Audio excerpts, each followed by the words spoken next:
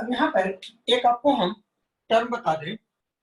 अब थोड़ा सा जो हम लोग का हेडिंग है वो ये पढ़ना है कि बेसिक एनवायरनमेंट आपको हम बता दिए, आपको हम इकोसिस्टम का स्ट्रक्चरल कंपोनेंट भी बात कर दिए और थोड़ा फंक्शनल कंपोनेंट भी बात कर दिए। अब जो आपका है हेडिंग वो है how do our activities affect the environment.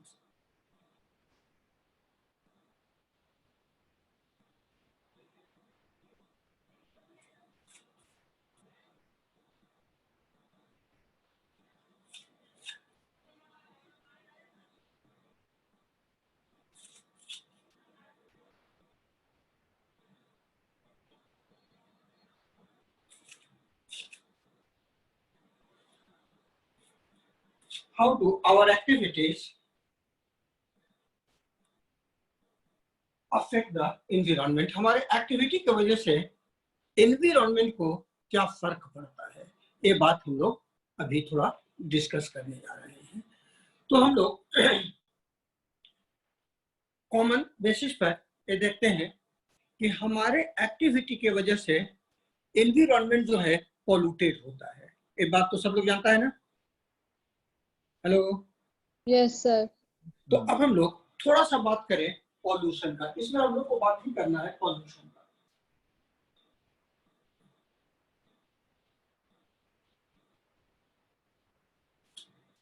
Pollution हम लोग कहते हैं कि addition of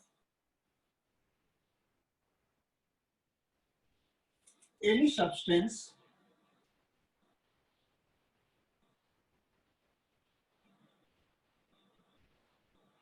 in the environment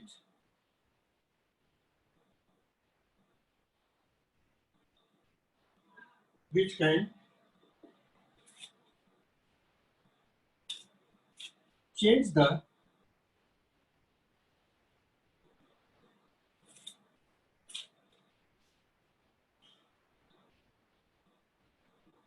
balance of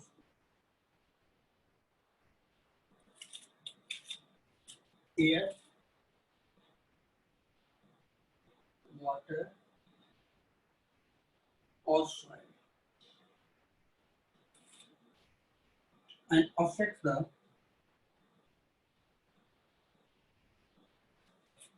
life of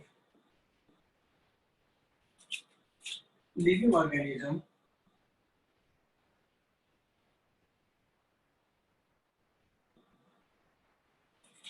is called environmental pollution.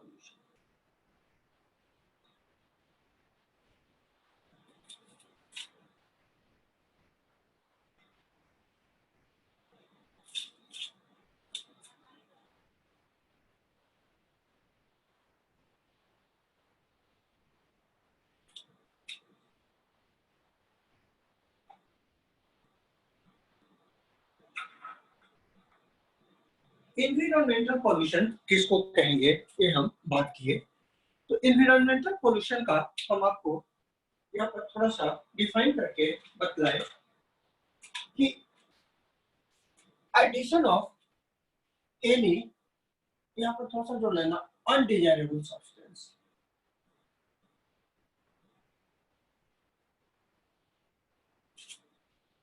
in the environment which can change the balance of air, water or soil and affects the life of living organisms is called environmental pollution. तो ये तो definition लिखे, इसका मतलब समझ में आया? इसका मतलब कहता है कि इस एनवायरनमेंट में कोई भी ऐसा अनडिजायरेबल सब्सटेंस जिसकी अनडिजायरेबल सब्सटेंस हो रहा है जिसके वजह से या तो एयर, वाटर या सॉइल का जो बैलेंस है वो डिस्टर्ब हो रहा है और वो ह्यूमन को अफेक्ट कर रहा है, ह्यूमन के लाइफ को अफेक्ट कर रहा है, हम उसको पॉल्यूशन कहेंगे, एनवायरमेंटल पॉल्यूशन कहेंगे। तो एक बात आपको हम बता दें कि जब भी हम एनवायरमेंटल पॉल्यूशन की बात करते हैं तो हमेशा ह्यूमन को सेंटर में रखते हैं, हमेशा ह्यूमन को सेंटर में रख करके ही हम बात कर सकते हैं। तो एनवायरमेंटल पॉल्यूशन का मतलब ये है कि ह्यूमन के लिए हम बात करते हैं और कोई बात नहीं करते। अब जैसे आपको हम बतला दें कि यहाँ पर एक चीज आप याद रखिएगा कि इन्वायरमेंटल पोल्यूशन का कॉजेज क्या क्या हो सकता है। Causes of environmental pollution,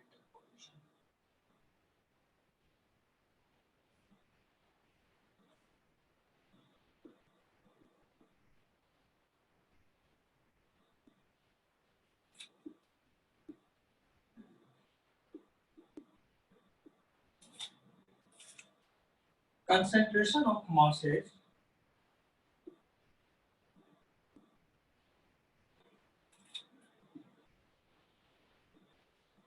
around cities।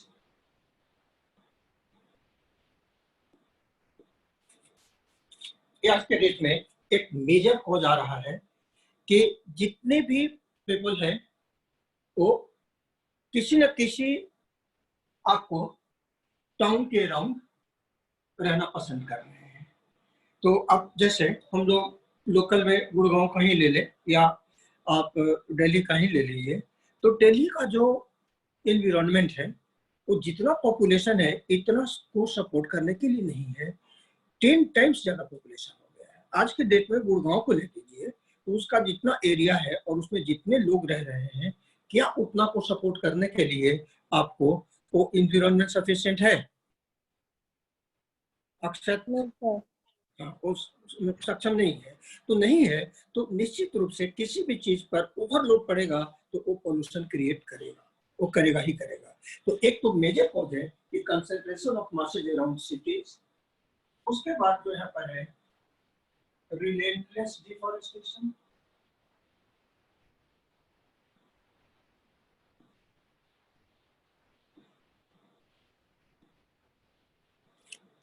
Relentless deforestation का मतलब है कि लगातार हम लोग फॉरेस्ट एरिया को काटते चले जा रहे हैं, लगातार हम लोग काटते चले जा रहे हैं और अब तो हम लोग यहाँ तक पहुंचा दिए हैं उसको कि अब यदि काट दिए तो फिर जिस तरीके के अभी देख रहे हो कि इन्वायरमेंटल इश्यूज हो रहे हैं वो और बढ़ जाएगा और फिर लाइफ का सर्वाइवल ही खतरे में पड़ जाएगा। अब तो हम लोग काट ही नहीं सकते, अब तो हम लोग को लगाने की जरूरत है फॉरेस्ट को। यदि अब फर्दर यदि हम काट दिए तो फिर तो आपको लाइफ सस्टेन करना ही मुश्किल हो जाएगा। आज तुम बॉम्बे का हालत देखो, बॉम्बे का हालत बहुत बुरा है, जान रहे हो ना बात को? हेलो सर, वहाँ पे फ्लड आ रहा है क्योंकि वहाँ पे ज्यादा पेड़ नहीं है, पॉपुलेशन ज्यादा। हाँ ज्यादा, ये बात जान रही हो। और एक बात और क्या है ना कि बॉम्बे में क्योंकि वो सी शोर पर था तो लोगों ने बिल्डिंगें बनाने के लिए समुद्र को जो सी था उसको उस वहां पर उसको नैरो करने का कोशिश किया। खतरे में पड़े हुए हैं लोग, खतरे में पड़े हुए हैं। बॉम्बे में जो अभी हालत है वो बहुत बुरी हालत है। केवल बॉम्बे की नहीं, इस तरह के कई सिटीज वर्ल्ड में है। बॉम्बे चूंकि अभी एवरीडे न्यूज में आ रहा है तो हम आपसे बात की है। तो कहने का मतलब है कि हम लोग रिलेंटलेस डिफॉरेस्टेशन करेंगे तो उसका इफेक्ट तो पड़ेगा ही पड़ेगा। उसके बाद रेकलेस नॉइज,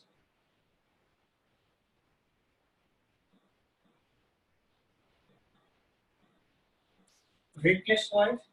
अभी आप देखो तो सिटीज में कितने आपको ऑटोमोबाइल्स हैं और कितने हॉर्न बजते हैं। किसी के यहाँ कोई भी फंक्शन होता है तो बड़ा बड़ा आपको साउंड बॉक्स लगा देता है। तो बेसिकली इस साउंड का काफी बैड इफेक्ट पड़ता है ह्यूमन हेल्थ पर। आपको ह्यूमन जो है शॉर्ट टेम्पर्ड हो रहा है, ह्यूमन में हार्ट डिजीजेस बढ़ रहा है। तो वो सब आपको बेसिकली रेकलेस ज्यादा हल्ला की वजह से है। आप ये देखो कि जिस फैमिली में ज्यादा हल्ला होता है उस फैमिली के लोग जो होते हैं काफी शॉर्ट टेम्पर्ड होते हैं। ऐसा मार्क किया हो चारवी? Yes sir. हाँ तो कहने का अच्छा, हाँ या तुम एक चीज सोचो कि तुम घर में बहुत हल्ला हो रहा है तो तुम्हारा दिमाग अचानक खराब होता है कि नहीं होता है? चारवी? सर जब इधर साइड में चले जाते हैं। रोहन तुम बोलो। यस सर, बहुत ज्यादा दिमाग खराब होता है, इसलिए तो बहुत ज्यादा दिमाग खराब होता है। तो कहने का मतलब है कि ये जो नॉइज का जो इफेक्ट है वो हम लोग के बॉडी पर काफी बैड पड़ता है। ये बात तुम समझ रहे हो, इस बात को तुम समझ रहे हो।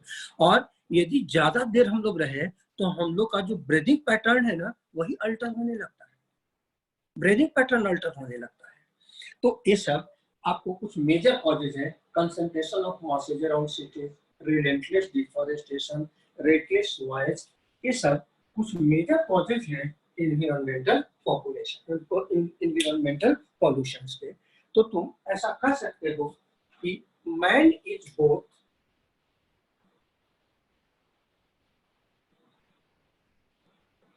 cause and victim of pollution।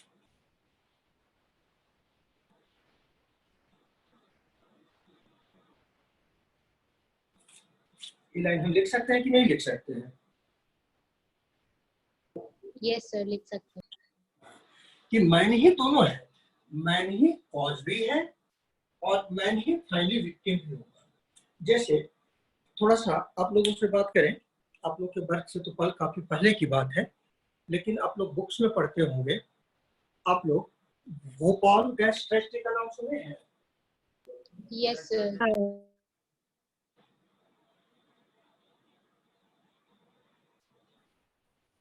Sir I think 19 something में कुछ हुआ था, 1984 5 में।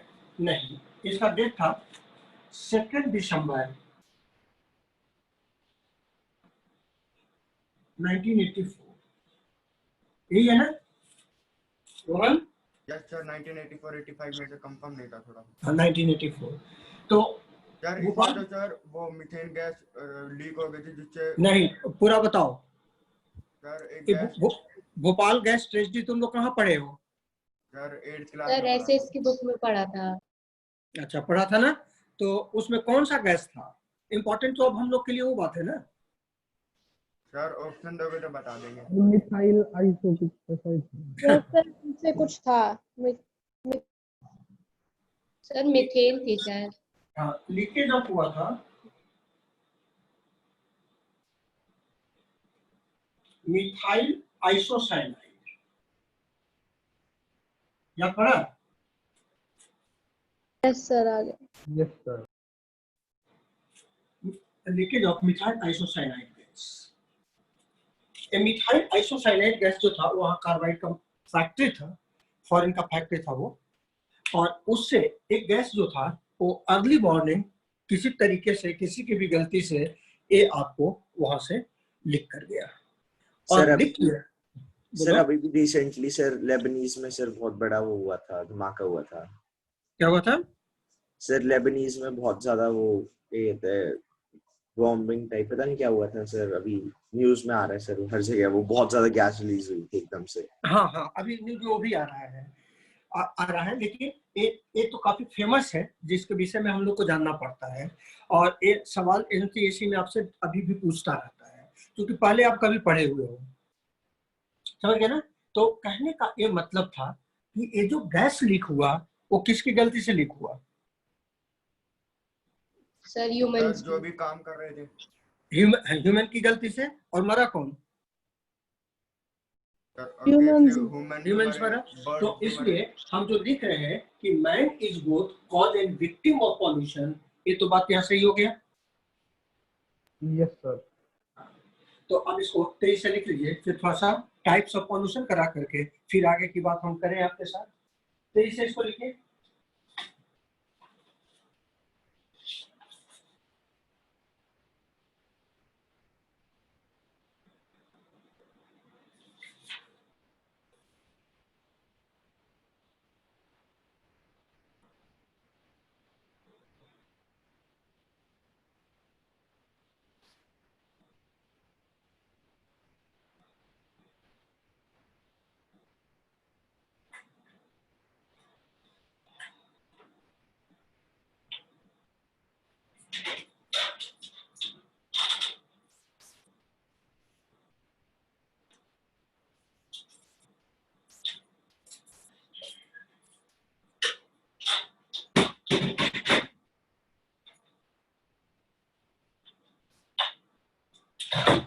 हो गया?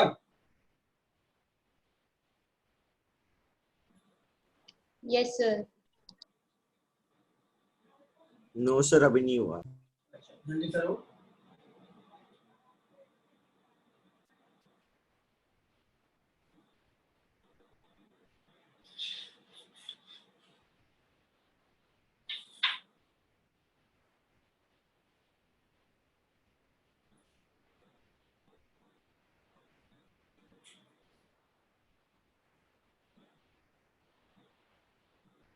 Sir, done.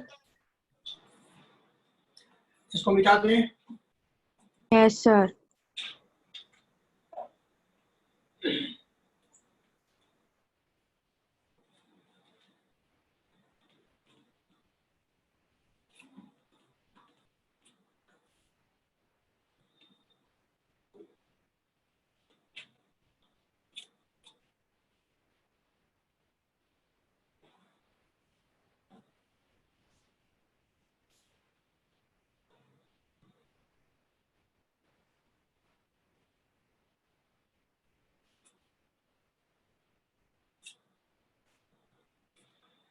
तो अब हम लोग यहाँ पर जो देख रहे हैं, तो बेसिकली यदि हम लोग टाइप्स ऑफ पॉल्यूशन देखें,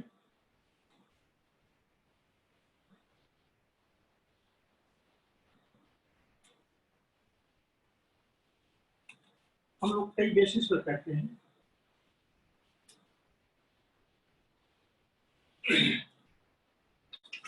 on the basis of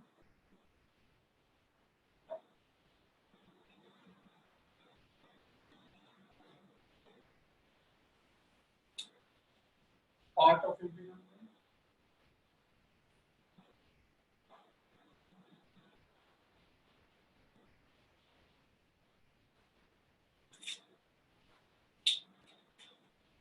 nature of pollutants,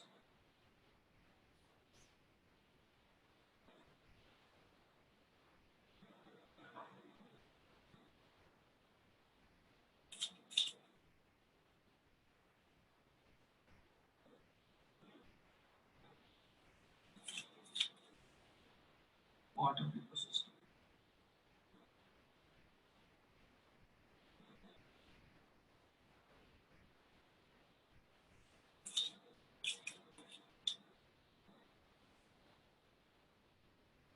और हम लोग कई बेसिस पर इसका क्लासिफिकेशन करते हैं। On the basis of part of environment हम लोग 3 तरह का पॉल्यूशन की बात करते हैं। Air pollution,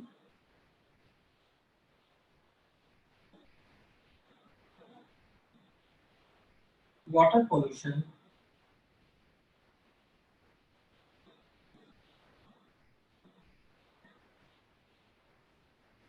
soil pollution।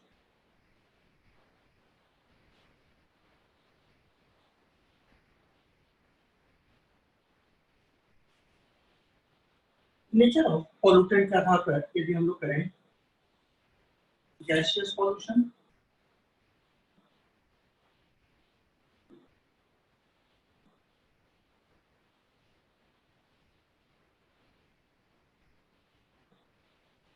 Dust pollution,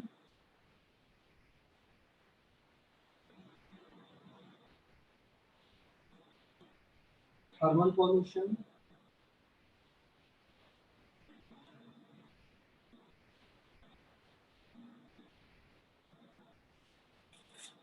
radio active.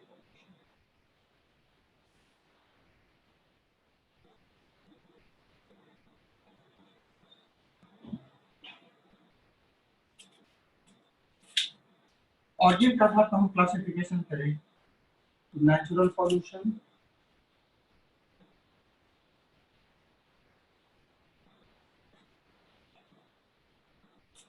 anthropogenic pollution।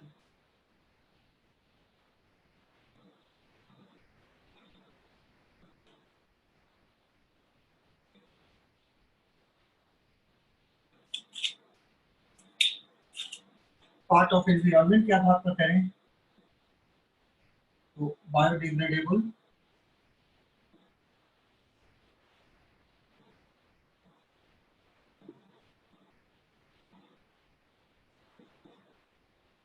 Non biodegradable.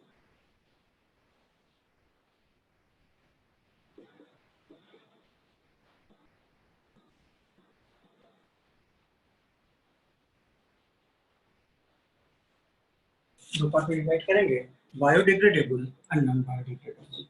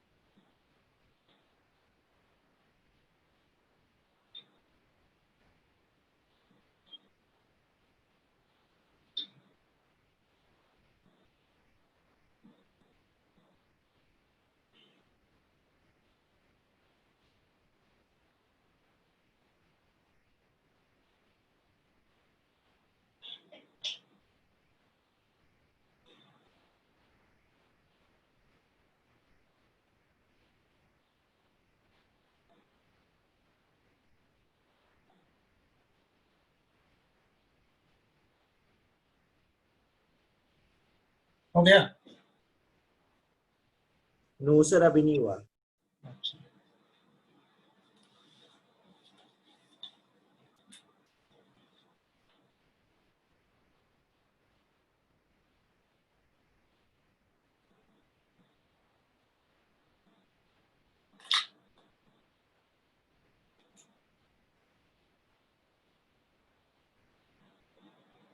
हो गया सर। हो गया, सबका हो गया? Yes sir.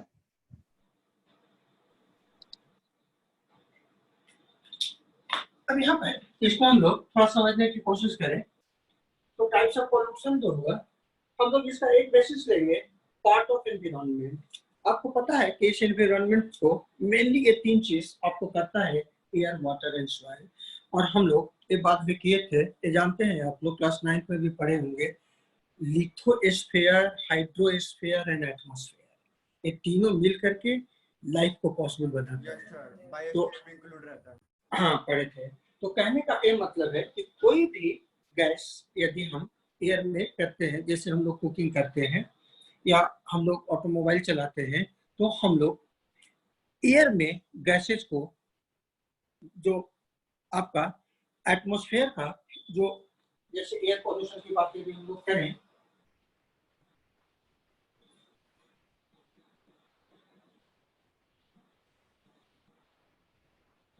एयर पोल्यूशन की बात करें तो आपको पता है कि एटमॉस्फेयर का जो होता है, एटमॉस्फेयर, इसमें नाइट्रोजन जो होता है 78.8% और ऑक्सीजन जो होता है 20.8%, बल्कि 9% का या ऑलमोस्ट 79% तक लोड चला जाता है। CO2 जो होता है 0.03% और इसके अलावे जो होता है अदर गैसेज होता है, अदर गैसेज होता है। ये आपका एक हेल्दी एटमॉस्फेयर का यहाँ पर कंस्टिट्यूशन होता है। लेकिन एक बात आप जान जाइए कि हम लोग ये जानते हैं कि pollution can not be stopped.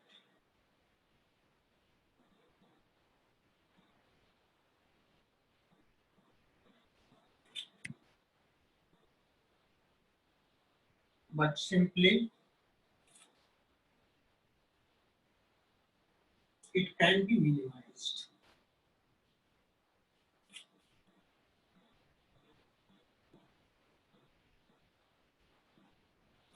एक बात आप जान रहिए कि पॉल्यूशन को हम स्टॉप नहीं कर सकते। क्या पॉल्यूशन को स्टॉप करना संभव है रोहन? रोहन सर एक चीज पूछनी थी। हाँ, हमसे पूछो। सर मीनिंग है वो इस चैप्टर का नहीं है, सीड डोरमेंसी। Seed dormancy. अच्छा, अभी हम बता देते हैं, बता दें। Yes sir. सीड डोरमेंसी लेकिन इस कहीं अलग लिखना पड़ेगा। सीड डोरमेंसी जो हम लोग कहते हैं,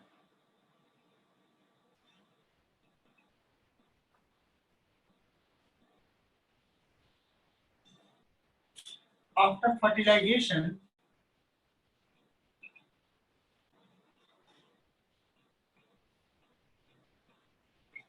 the embryo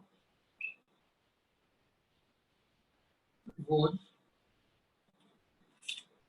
in resting period.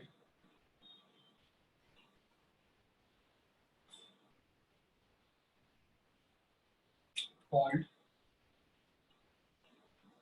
dormancy of seed.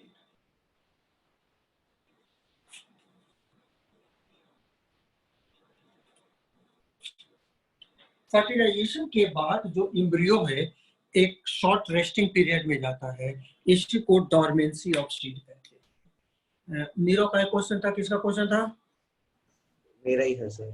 हाँ, तो नीरो एक बात तुम मार्क करो कि ग्राम सीड को या पी सीड को अभी तुरंत फील्ड से लाओ, हरा मटर या हरा चना जिसको कहते हो, और उसको तुम चाहो कि हम सॉइल में लगा दें, तो क्या वो जर्मिनेट करेगा? No sir. क्यों नहीं करेगा? इसलिए नहीं करेगा कि उसका डोरमेंसी पीरियड कंप्लीट नहीं हुआ है, लेकिन उसी सीड को ऑलमोस्ट आफ्टर 1 ईयर तुम यदि सॉइल में प्लांटेशन करोगे तो उससे नया प्लांट आ जाएगा।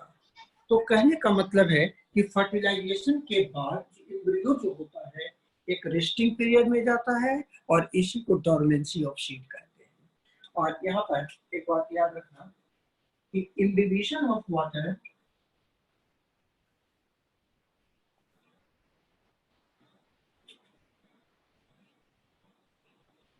breaks the dormancy of seed.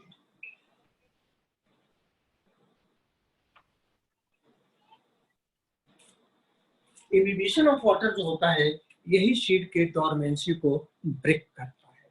जैसे ग्राम सीड को या पी सीड को प्लांटेशन करने से पहले उसको एटलीस्ट 24 आवर्स तक वाटर में छोड़ना पड़ता है। जानते हो ना इस बात को? Yes sir. हाँ, तो ऐसा क्यों करना पड़ता है? ऐसा इसलिए करना पड़ता है कि वाटर इम्बाइब होगा।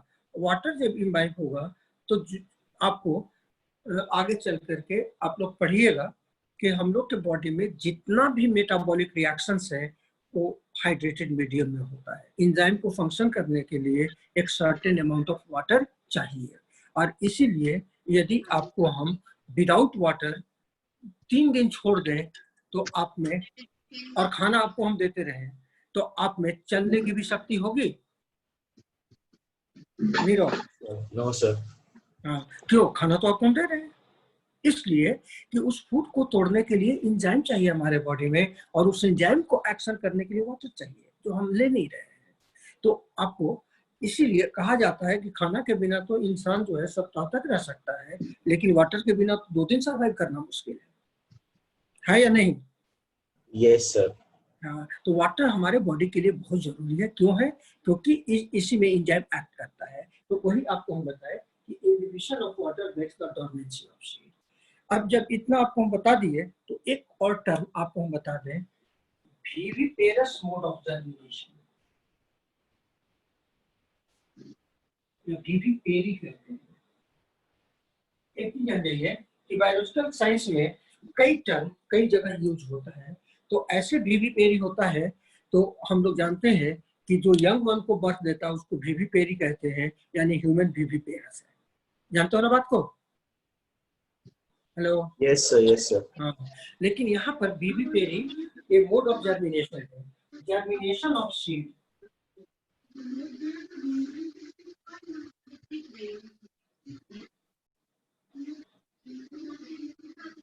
inside the fruit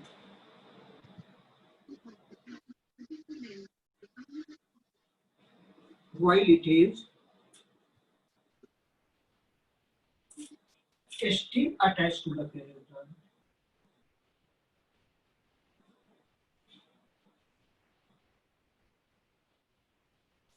Parent plant.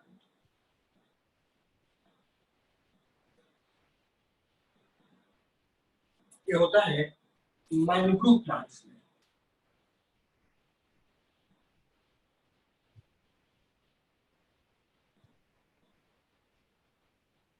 जिसका एग्जाम्पल राइजोप होगा।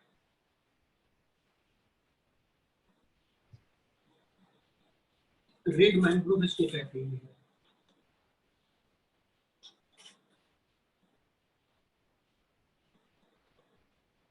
इसको रेड मैंग्रोव कहते हैं। तो कहता है विविपेरी का एक मतलब होता है, विविपेरस मोड ऑफ जर्मिनेशन होता है यदि सीड का जर्मिनेशन इनसाइड द फ्रूट हो, और वो भी तब जब वो अपने पेरेंट प्लांट से अटैच ही है, तो इसको विविपेरी कहते हैं आपको। और इस तरह का मैंग्रोव। हेलो, क्या पूछ रहे हो?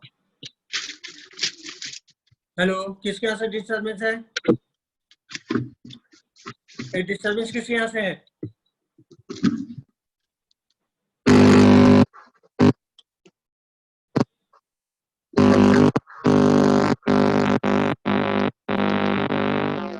निकिता?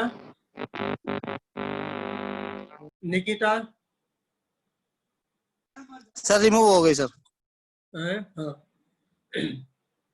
तो यहाँ पर आपको हम ये कहें कि आपको विविपेरी का मतलब है कि यदि सीड का जर्मिनेशन इनसाइड द फ्रूट हो, वो भी तब जब अभी अपने पेरेंट प्लांट से अटैच्ड ही है, तो इसको हम लोग विविपेरी कहते हैं। मैनग्रोव प्लांट्स में होता है। मैनग्रोव प्लांट्स का मतलब होता है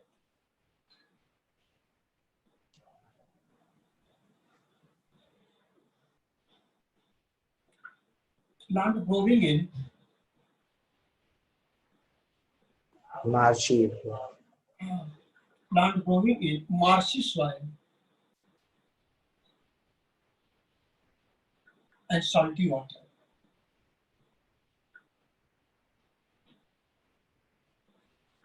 यदि कोई प्लांट ग्रो करता हो आपका मार्शी सॉइल का मतलब दलदल, और सॉल्टी सॉइल जिसमें ज्यादा सॉल्ट हो, तो हम लोग ऐसे वेजिटेशन को मैनग्रोव वेजिटेशन कहते हैं। और इसमें एक बात जान जाओ कि विदाउट जर्मिनेट किए हुए यदि सीड इस सॉल्टी वाटर में आ जाए तो सॉल्ट की वजह से उसका रेट ऑफ रेस्पिरेशन जो है वो इंक्रीज कर जाएगा और सीड किल हो जाएगा। तो इसीलिए ऐसे जगह पर रेडिकल एंड प्रीम्यूल निकल जाता है आपका, और वो सीड सॉइल में आता है। क्योंकि मार्शी सॉइल है तो आपका रेडिकल नीचे चला जाता है और फिर वो ऊपर आ जाता है। इसको निमेटोपोर कहते हैं, जीओ नेगेटिव होता है आपका, और ये प्लांट सर्वाइव करता है। तो जर्मिनेशन ऑफ सीड जो आप हमसे एक्स्ट्रा सवाल पूछे, उसमें यही एक इम्पोर्टेंट फैक्ट्स है। समझ में आया या नहीं? यस सर, आ गया। हाँ, तो चलो तेजी से लिख लो तो।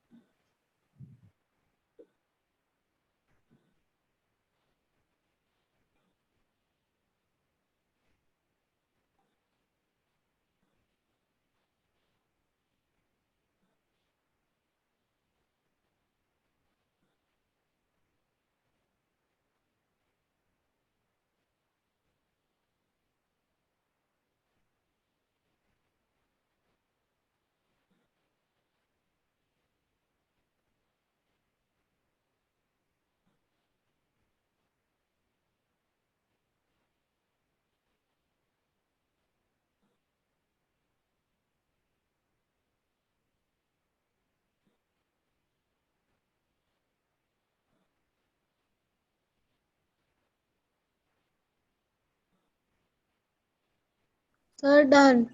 हो गया, सबका हो गया? Yes sir. Yes, sir. ये समझ में आया जो हम बात किए? Yes sir. तो अब हम लोग यहाँ पर जो बात की है, ये एयर पोल्यूशन की बात की है। हम लोग एयर पोल्यूशन के विषय में जो हम लोग बात की है कि कोई भी अनडिजायरेबल गैस यदि हम एटमॉस्फेयर में करते हैं, कहने का मतलब है कि इसके वजह से ये बैलेंस डिस्टर्ब होगा, और ये जो बैलेंस डिस्टर्ब होगा तो ये एयर को पोल्यूट करेगा और वो पार्टिकुलर्स यूज के लिए फिट नहीं होगा, और इसी को हम लोग एयर पोल्यूशन कहेंगे। It is known as air pollution. अब यहाँ पर आपके कोर्स में तो है नहीं कि अलग अलग गैस जुड़ेगा तो क्या होगा, लेकिन एक बेसिक बात आप लोग क्लासेज में पढ़े होंगे, सिंपल सा बात बताएं कि हम लोग काफी कुछ बात करते हैं ग्रीन हाउस इफेक्ट की। ग्रीन हाउस इफेक्ट आप लोग पढ़े हैं? Yes sir. Yes sir. Sir. क्या होता है ग्रीन हाउस इफेक्ट? सर उसके अंदर क्योंकि ओजोन लेयर मतलब हमारी खराब हो चुकी है, तो फिर यूवी रेज एंटर तो कर सकते। ग्रीन हाउस इफेक्ट को ओजोन लेयर से क्या लेना देना है? सर फिर वो यूवी रेज आ जाती है, वो निकल नहीं पाती ना। अच्छा तो सर वही तो होता है। एब्जॉर्ब करती है अर्थ। अच्छा सर, सॉरी सर, वो तो ग्लोबल वार्मिंग था। देखो दोनों बातें की है और तुम ठीक कर रहे हो। Nirav, yes sir. नीरव, हाँ और गैस कंफ्यूज। कंसंट्रेशन बढ़ने की वजह से वो ओजोन लेयर डिप्लीट होती है, उसकी वजह से जो यूवी रेडिएंस हमारे अर्थ में एंटर करते हैं उससे जो टेम्परेचर इंक्रीज होता है उसको ग्लोबल वार्मिंग और ग्रीन हाउस इफेक्ट। अच्छा आप बताइए ग्रीन हाउस गैसेस कौन कौन से हैं, तो थोड़ा सा बेसिक है, आप लोअर कार्बन क्लासेस में पढ़े हैं डाइऑक्साइड। ना? Carbon dioxide. नहीं तो पढ़े, मिटा दें इसको। Yes sir. सर मिटा दो।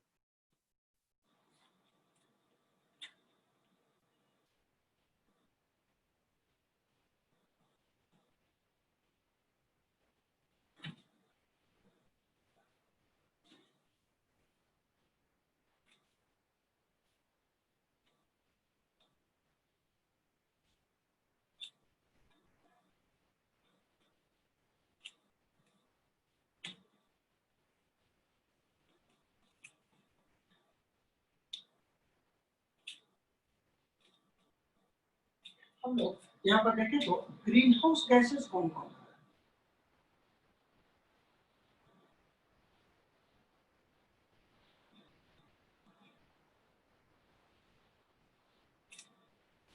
ग्रीन हाउस गैसेस जो होता है इसमें जो आपका मेजर होता है वो CO2 होता है 60%, मीथेन होता है 20%। CS4 मीथेन को लिखते जानते हैं ना बात आपको। और CFCS होता है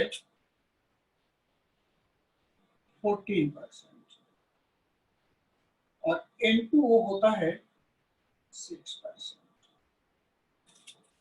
एक पाई चार्ट हम लोग बनाते हैं इसका।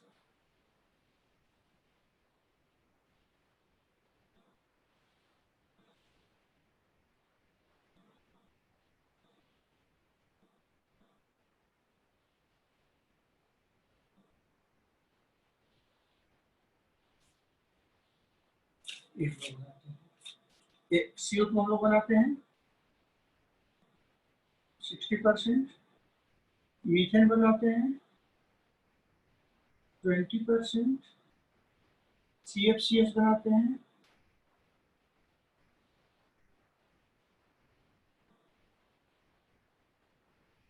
14% into 6%। ये पाई चार्ट है जिससे इसको हम लोग दिखाते हैं।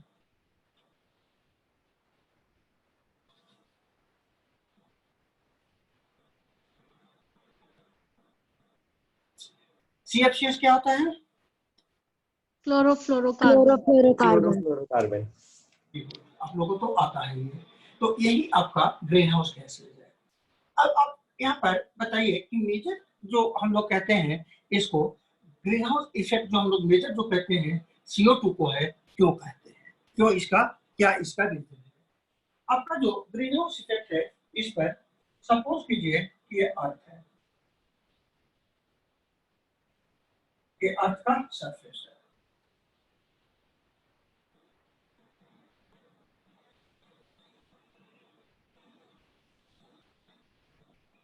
ये अर्थ का सरफेस है, यहाँ पर ये सन है,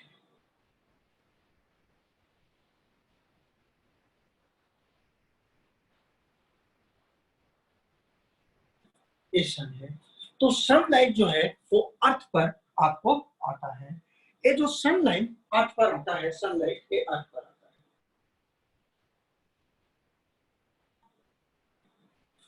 ये जो सनलाइट अर्थ पर आता है तो इसका हीट जो है वो रेडिएट होता है, और जब गर्म होगा तो हीट को क्या करेगा, रेडिएट करेगा। तो बेसिकली जब रेडिएट करेगा तो ये जो ग्रीन हाउस गैसेज है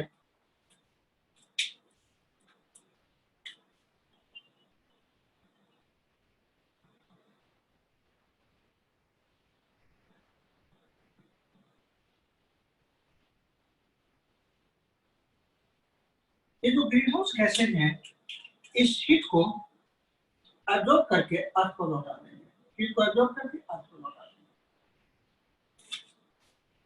यानी एस्केप होने ही नहीं देंगे।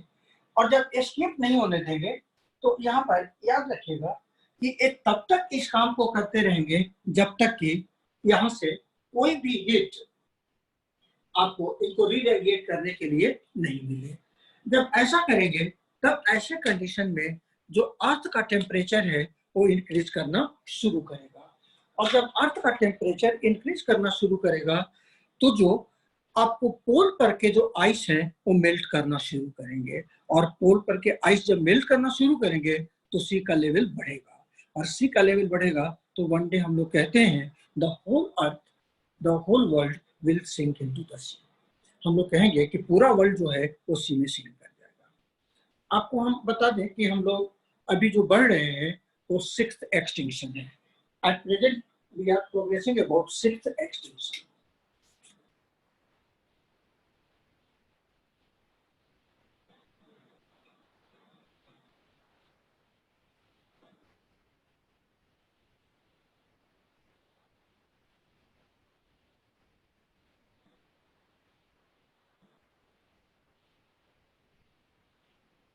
हम लोग अभी 6th एक्सटेंशन की तरफ बढ़ रहे हैं।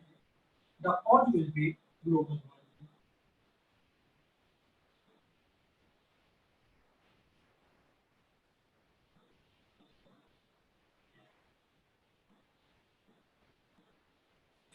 जो कॉज होगा वो ग्लोबल वार्मिंग ही कॉज होगा।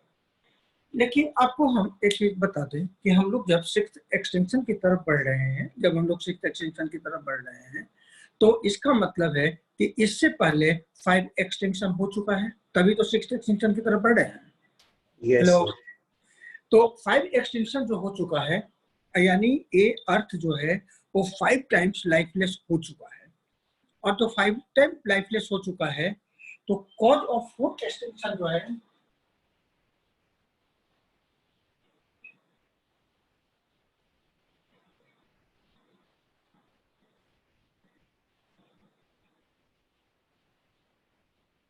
was global warming।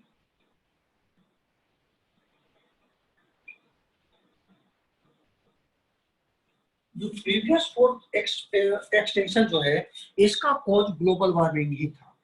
केवल जो 5th एक्सटेंशन हो था आपका, the cause of 5th extension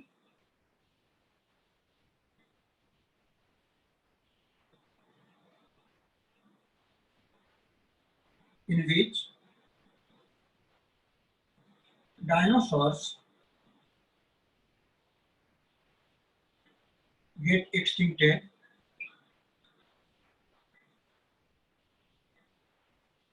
was meteorites।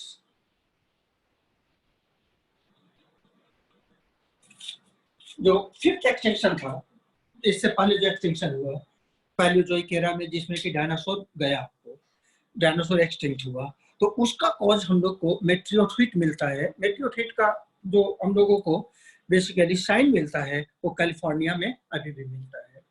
तो ये जो मेटेरियोट था ये आपको अर्थ को हिट किया, और tons and tons, several lakh tons आपको डस्ट पार्टिकल जो था वो एटमॉस्फेयर और सन के बीच में कलेक्ट हो गया, और सेवरल 1000 ईयर्स तक जो सन रेज था वो अर्थ पर आया ही नहीं। जब अर्थ पर नहीं आया सन रेज तो सारे प्लांट मर गए। जब सारे प्लांट मर गए तब ऐसे कंडीशन में उस पर हर्बीवोर्स मर गए जो प्लांट पर खाते थे। अब वो जो हर्बीवोर्स मरेंगे तो नेचुरली कार्निवोर्स मर गए, उनको खाने के लिए कुछ नहीं बचा। डायनासोर्स जो था ये पैलियोजोइक एरा का अर्थ पर रूलर था, तो वो हर्बीवोर्स भी था, कार्निवोर्स भी था। अब इसको भी खाने को कुछ नहीं मिला तो फाइनली वो भी एक्सटिंक्ट हो गया आपका। तो जो 5th एक्सटिंक्शन था वो मेटेरियोट की वजह से था। 5th से पहले जो 4 एक्सटिंक्शन हुए थे वो ग्लोबल वार्मिंग से हुआ था, और अभी 6th एक्सटिंक्शन की तरफ जो हम लोग बढ़ रहे हैं इसका भी कॉज ग्लोबल वार्मिंग है। तो कहने का ये मतलब है कि जो भी हम लोग ये सारा जो है वो ह्यूमन के एक्टिविटी से एटमॉस्फेयर में इंक्रीज कर रहा है, एटमॉस्फेयर में इंक्रीज कर रहा है। आपको अभी वो जो लेयर डिप्लीशन थोड़ा सा एनसीईआरटी लिखा भी है तो हम आपको वो समझाएंगे भी, बताएंगे भी। तो बेसिकली ये सब कैसे ह्यूमन की लाइफ के लिए या पूरे वर्ल्ड की लाइफ के लिए रिस्पॉन्सिबल हो रहा है, ये समझ में आ रहा है? Hello Yes, Divyansh? sir. Yes, sir. हाँ, Yes, sir. तो ये बात जो हम कह रहे हैं कि human is both cause and victim of pollution, ये लाइन कहीं से तो गलत साबित नहीं हो रहा है। No, sir. हाँ, और ह्यूमन जो अपने आप को कह रहा है कि हम काफी बेसिकली हमको ब्रेन है, हम काफी सबसे सोचने वाले एनिमल हैं, क्या ये सोचने वाले एनिमल का कहानी लग रहा है आपको? No, sir. हाँ, ये सोचने वाले एनिमल का कहानी नहीं लग रहा है, ये काफी बैड फैक्ट है ह्यूमन। और कहा जाता है कि इस पूरे अर्थ को यदि कोई एक ऑर्गेनिज्म आपको पूरे इस इकोसिस्टम को बर्बाद कर रहा है तो only human, other than human कोई ऐसा नहीं। क्लियर है? थोड़ा ह्यूमन के लिए हार्ड वर्ड यूज कर रहे हैं, आप लोग को बुरा लग रहा है? No, sir. No, sir. हाँ, करना चाहिए ना हिमांशी? Yes, sir. सही बात है। चलो इसको थोड़ा सा तेजी से लिख लो। तो ये सब एडिशनल बात बता रहे हैं क्योंकि आपको पीछे का पढ़ा हुआ है, इसलिए एनटीसी में आ जाएगा, समझ गए ना? इसीलिए ये हम पाई चार्ट वगैरह सब समझा दिए, क्योंकि 9th का कोर्स ऐसे भी आता है, इसलिए हमको जहां जहां मौका लग रहा है हम आपको ऐड करते चले जा रहे हैं। नीरो समझ में आ रहा है ना? Yes, sir. Yes, sir. चलो तेजी से लिखो तो इसको। Excuse me, sir. हाँ पूछो। सर ये ड्राइंग बनानी है। हाँ हाँ बिल्कुल बनानी है।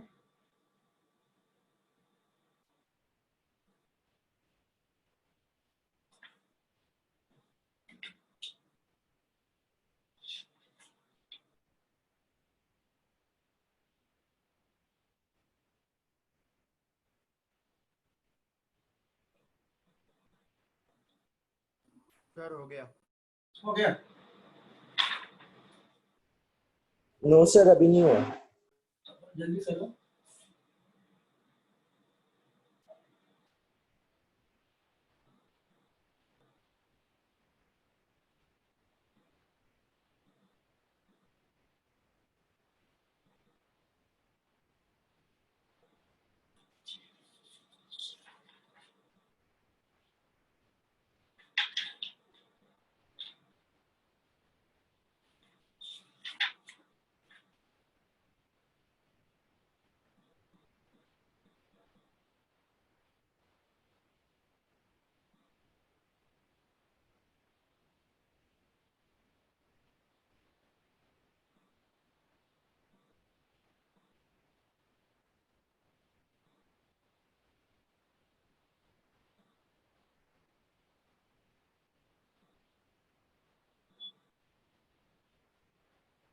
Sir done. हो गया? बता दें? Yes, sir. Yes, sir. Done. तो अब आपको थोड़ा सा हम जो एयर पोल्यूशन की बात की वो बहुत ज्यादा आपके बुक में है नहीं, लेकिन चूंकि 9th में सब था इसलिए हम थोड़ा सा आपसे green house effect, green house gases, इन सब की बात करती है।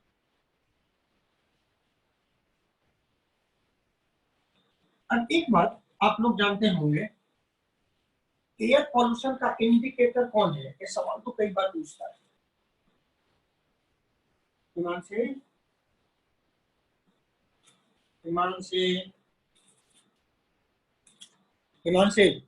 Yes sir. एयर पोल्यूशन का इंडिकेटर कौन है? Sir, lichens. वेरी गुड, यही आंसर तुमसे एक्सपेक्ट कर रहे थे। Lichen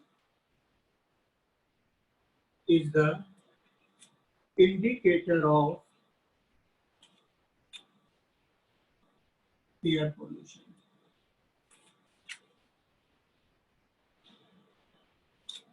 particularly SO2 pollution.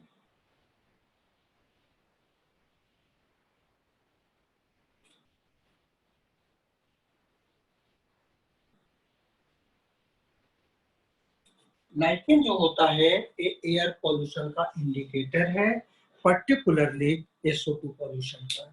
कैसे बता सकती हो हिमांशी? तुम ही जवाब दी हो। सर ये वहीं पे ग्रो करते हैं जहाँ पे SO2 कम होता है एटमॉस्फेयर। वेरी गुड, ये क्वेश्चन इसको अच्छे से आ रहा था जवाब, इसलिए जवाब दी। SO2 पोल्यूशन का इंडिकेटर होता है क्योंकि जहां पर भी जिस भी एरिया में SO2 पॉल्यूशन का लेवल हाई होगा वहां पर लाइकेन ग्रो नहीं करेगा। और हम लोग किसी भी एरिया का जब इन्वेस्टिगेशन करते हैं और हम लोग देखते हैं कि इस एरिया में लाइकेन नहीं है तो हम समझ जाते हैं कि ये एरिया हाईली SO2 पॉल्यूटेड है और वहाँ एसिड रेन होने का भी खतरा है। यदि आपका SO2 का पॉल्यूशन काफी हाई होगा तो ये H2O के साथ कंबाइन करके H2SO4 बना लेगा कि नहीं, और इसी को एसिड रेन कहेंगे।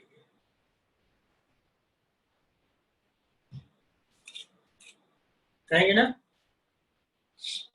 दिव्यांश से? Yes sir. तो इसी को एसिड रेन कहेंगे।